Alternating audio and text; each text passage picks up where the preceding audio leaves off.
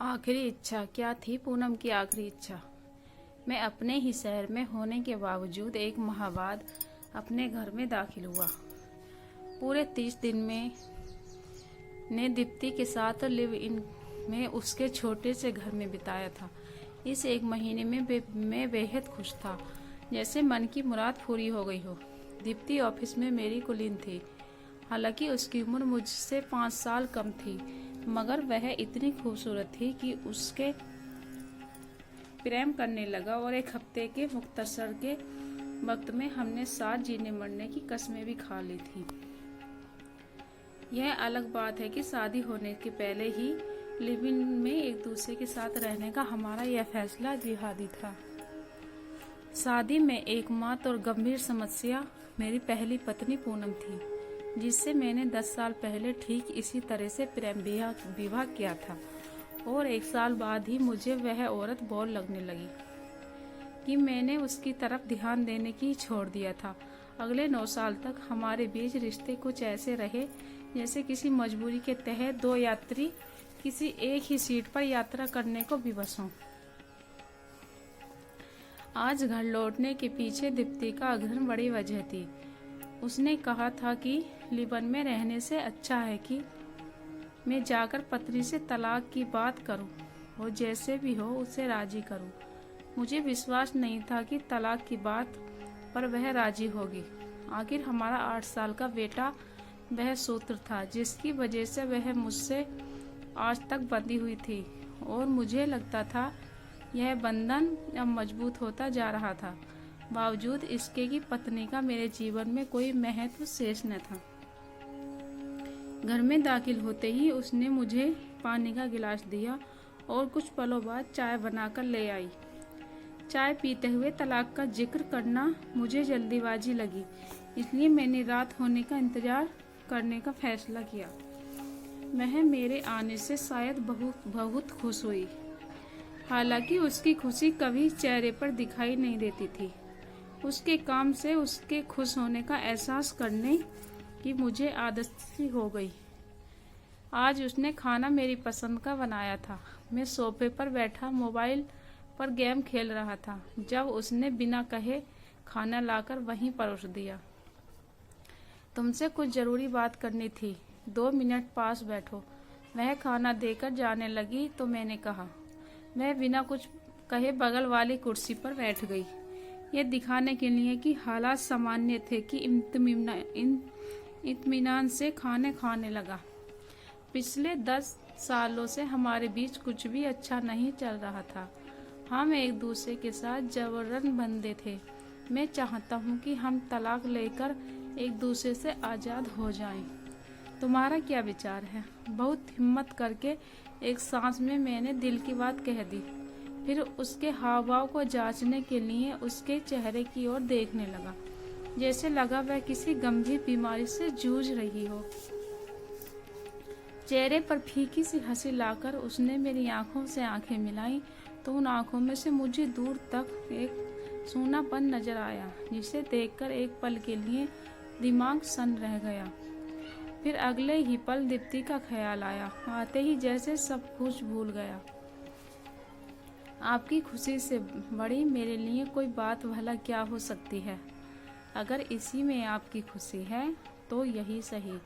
कहते हुए उसका चेहरा उदास हो गया। तो फिर मैं वकील से बात कर लेता हूँ ताकि वे जरूरी कागजात तैयार कर सकें। संभव है कि 20 दिनों में हम आजाद होंगे, मगर मेरी एक छोटी सी शर्त है। क्या चाहिए तुम्हें? मुझे लगा कि जैसे मैं समझ रहा था उतनी आसानी से मामला हल न हो।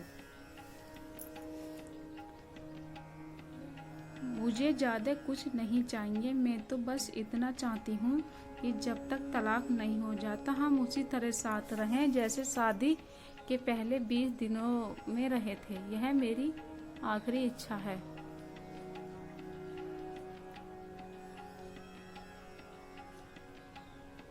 आखिरी इच्छा? तलाक के बाद तो आपके लिए मैं मर ही जाऊंगी न। उसने कहा तो उसका खूबसूरत चेहरा सुकुड़ सा गया। बहुत कुछ बदली बदली सी मैं मन ही मन खुश हुआ कि मांगा भी तो क्या, बस 20 दिन। इतने दिनों को तो जेल की सजा समझ कर भी काट सकता हूँ। फोन करके ऑफिस में मैंने 10 दिनों की छुट्टी ली।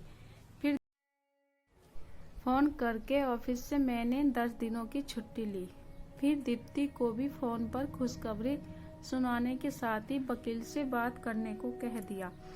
अब मैं फिल्म के एक पात्र की तरह अभिनय करने के लिए तैयार था। अभिनय को सशक्त और वास्तविक बनाने के लिए कभी रसोई में काम करती पत्नी को पीछे से बाहों में भर लेता, कभी उसे बाहों में उठाकर बेडरूम में ले जाता। वह बर्तन साफ कर रही होती तो मैं झाड़ू लगाने लग जाता। वह आटा गूंद रही होती तो मैं सामने बैठकर अपलक निहारता रहता। इन सब क्रियाओं के बाद भी लगता कि उसके भीतर कुछ टूट रहा था, जैसे जीने की उमंग मर रही थी। 3 दिनों में ही मुझे एहसास होने लगा कि अब खुशी और गम के उसके लिए मायने नहीं रह गए थे। तो तब थे जब हमने शादी की थी। एक दिन सुबह वह उठने लगी तो पैरों पर खड़े होने ही ऐसे लड़खड़ाई कि बेड का किनारा हाथ में न आया होता तो गिर गई होती। हालांकि मैं उसके साथ सो भी रहा था, मगर मात्र अभिनय के तौर। मैं लड़खड़ाई तो मैंने अभिनय भी जैसे लड़खड़ाया था। तुम ठीक हो पूनम? हालचाल पूछने की बिल्कुल नियत न होने के बावजूद नितांत अपनेपन से दिल की आवाज निकाली। हाँ, मैं बिल्कुल ठीक हूँ। बस नींद पूरी तरह खुली नहीं थी, इसलिए लड़खड़ा गई थी। फिर कुछ याद करते हुए उसने पूछा, वकील से बात हो गई? हाँ, फोन कर दिया था उसे।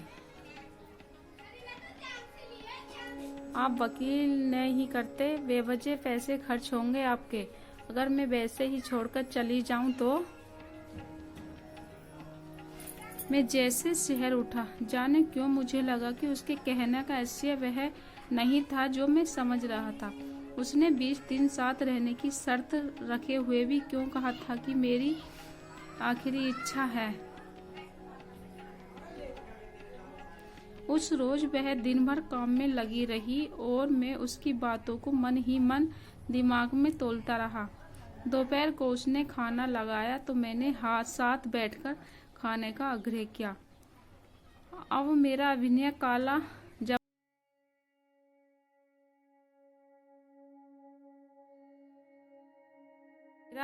काला जवाब दे रही थी। मैंने उसे एक निवाला अपने हाथ से उसके मुंह में रखा। हमने ठीक शादी के पहले दिन ही एक दूसरे को खाना खिलाया। खाना खत्म करके वह बर्तन ले जाने लगी तो मैंने उसे रोक लिया। राहुल को होटल से बुला लूं, 2-4 दिन साथ रह लेगा। क्या जरूरत है, फोन पर बात तो हो ही जाती है। डॉक्टर के पास चलें? उसने सूनी आंखों से मेरी तरफ ऐसे देखा जैसे मैंने उसकी किसी दुखती रग को छेड़ दिया हो। नहीं, मैं तो बिल्कुल ठीक हूँ। इतना कहकर वह चली गई। मैं भी उसके पीछे किचन में आ गया। उसने बर्तन सिंक में डाल दिए तो मैंने उसे प्यार से बाहों में उठा लिया। इस हरकत को मैं रोज करता आ रहा था, लेकिन वह अभिनय था। आज कुछ अपनेपन और प्यार से उठाया तो एहसास हुआ कि उसका वजन भी बहुत कम हो गया था। उसे बाहों में उठाए लाकर बेडरूम में बेड पर लिटा दिया। मैंने आज 10 साल बाद उसे उसी तरह भरपूर प्यार किया जैसे शादी के पहले दिन किया था, मगर आज जैसे उसके लिए चीजें बेमानी थीं। सारे अरमान मर गए थे, जैसे अब 2 दिन शेष थे। लेकिन मेरा मन कह रहा था कि उसे उसी के हाल पर छोड़कर बहुत बड़ा अन्याय कर रहा था मैं। बिखरे हुए थे। पहली नजर में कोई भी देखता तो कहता कि थक कर सो रही है वह, मगर मैं जानता था कि पिछले 10 सालों में इस वक्त सोना उसका शकल बिल्कुल नहीं था। अज्ञात भगवान के चलते मुझे अपनी टांगें कांपती प्रतीत हुई। शरीर से किसी ने जैसे खून निचोड़ लिया हो। आगे बढ़कर उसका हाथ थामा। बर्फ की तरह सर्द था और नब्ज गाया। वह मर चुकी थी। मैं उसकी बगल में लेटकर फूट फूट कर रोने लगा। रोते बिलखते स्वाभाविक रूप से वहां पड़ी डॉक्टरी रिपोर्ट पर नजर पड़ी, जिससे साफ लिखा था कि वह एक अरसे से कैंसर से पीड़ित थी। आशा करती हूँ मेरी ये कहानी आपको पसंद आए, तो प्लीज़ लाइक कीजिए और मेरे चैनल को सब्सक्राइब कीजिए। मैं आपके लिए ऐसे ही नई नई कहानी रोज लाती रहूँगी। धन्यवाद।